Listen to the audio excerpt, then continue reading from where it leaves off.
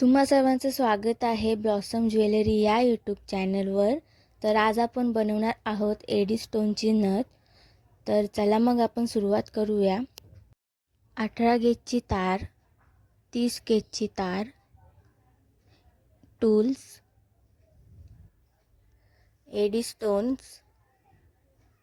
Eddy ball, AD स्टोनचे patch, pearl आणि मी आता इथे 18 गेजची तार अशा प्रकारे कट करत आहे. त्याला आपण लूप करून घ्यायचं आहे. प्लायच्या मदतीने आपण त्याला लूप करून घेणार आहोत. एकदा आपण त्याला ट्विस्ट करून घेतल्यानंतर पुन्हा एकदा त्याला राऊंड शेप द्यायचा आहे, डबल शेप द्यायचा आहे. अशाने आपली नथ फिक्स बसते, टाईट बसते. लूप तयार झालेला आहे. आता मी इथे 30 गेजची तार कट करून घेत आहे. आपण इथे 0.4 mm ची तारसुद्धा घेऊ शकतो. त्यानंतर मी आता इथे एडी स्टोन आहेत ते अशा प्रकारे 5 भरलेले आहेत आणि त्यांना व्यवस्थित असं लावून फ्लॉवरचा आकार द्यायचा आहे आणि ट्विस्ट करून घ्यायचा आहे प्लायरच्या मदतीने. आपला फ्लॉवर रेडी झालेला आहे. एक्स्ट्रा तार आहे ते मी कट करून घेतलेले आहे आणि प्लायरच्या मदतीने आपण त्याला व्यवस्थित करून घ्यायचं आहे. आपला फ्लॉवर रेडी झालेला आहे. त्यानंतर मी इथे 18 गेजच्या तारेवर 30 गेजची तार आहे ती गुंडाळून घेत आहे. व्यवस्थित गुंडाळून घ्यायची आहे आणि एक्स्ट्रा तार आहे ती आपण कट करून घेणार आहोत आणि तिलासुद्धा प्लायरच्या मदतीने पेस्ट करून घेणार आहोत. त्यानंतर मी यामध्ये एक एडी स्टोनचा पॅच आहे तो ओवून घेतलेला आहे. आपल्याला हा पॅच आहे तो बेस वायरवर घट्ट बांधून घ्यायचा आहे. त्यासाठी मी आपल्या पॅचच्या होलातून अशा प्रकारे 30 गेजची तार काढून घेतलेली आहे आणि त्याला बेस वायरवर गुंडाळून घेतलेला आहे. तुम्हाला कोणताही पॅच असू दे, तुम्हाला याच पद्धतीने बनवायचं आहे नथ. तर आता मी इथे त्याच्या खालच्या होलातून काढून घेतलेले आहे तार आणि खालीसुद्धा मी त्याला बेस वायरवर गुंडाळून घेणार आहे. अशा प्रकारे आपला जो पॅच आहे तो फिक्स बसून राहतो. या जागेवर दुसरा कोणताही पॅच असू दे, तुम्ही अशाच प्रकारे त्याला बांधून घ्यायचं आहे.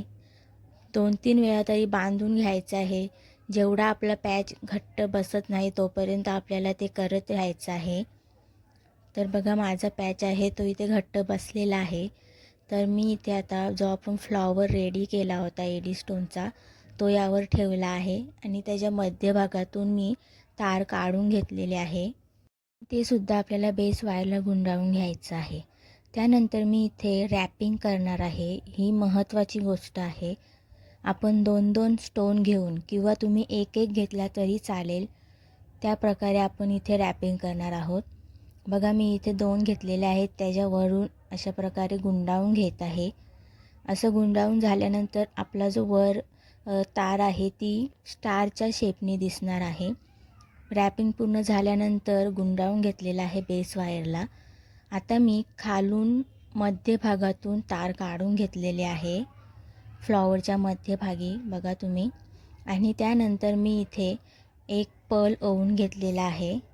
अशा प्रकारे मध्यभागी ठेवायचं आहे आणि आपण फ्लॉवरच्या मध्यभागातूनच त्याला खालच्या बाजूला काढून घ्यायची आहे तार.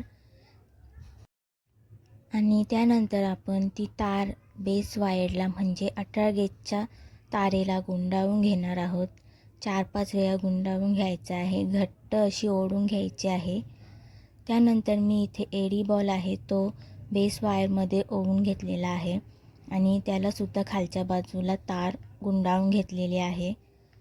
आता आपण इथे दुसरा जो पॅच आहे तो आडवा ओवणार आहोत. या पद्धतीने तुम्ही बघितलं असेल. त्यानंतर मी इथे तारेमध्ये आपण जसा पहिला स्टोन आहे तो ओवला होता, घट्ट केला होता, तसाच आपल्याला इथे सुद्धा करायचं आहे. मी इथे 3 पर्ल ओवून घेतले आहेत आणि ते सुद्धा एडी बॉलच्या बाजूला लावून घेतलेले आहेत आणि घट्ट बांधून घेतलेले आहेत. त्यानंतर मी इथे एडी पॅच आहे त्याच्या होलातून तार खालच्या बाजूला काढून घेत आहे आणि त्यानंतर ते आपण बेस वायरला गुंडाळून घेणार आहोत. आपली जी 30Kची तार आहे ती या पद्धतीने आपली नथ ऑलमोस्ट रेडी झालेली आहे. आता मी इथे स्टार शेपचा एडी स्टोन आहे तो 30Kच्या तारेमध्ये ओवून घेतलेला आहे.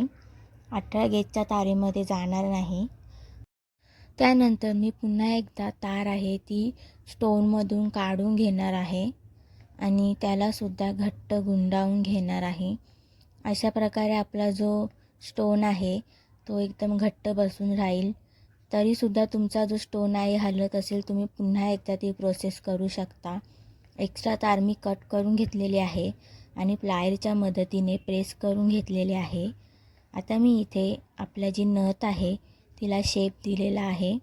व्यवस्थित शेप द्यायचा आहे. आपण जो लूप तयार केला होता त्याला प्लायरच्या मदतीने पकडायचा आहे आणि अशा प्रकारे खालच्या बाजूला दाबून घ्यायचं आहे.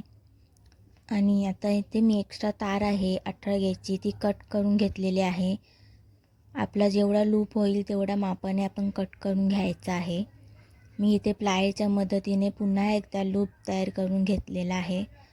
एकदा लूप करून झाल्यानंतर पुन्हा एकदा लूप करून घ्यायचा आहे. डबल लूप करून घ्यायचा आहे जेणेकरून आपली नथ आहे ती टाईट बसेल, नाकाला गळणार नाही.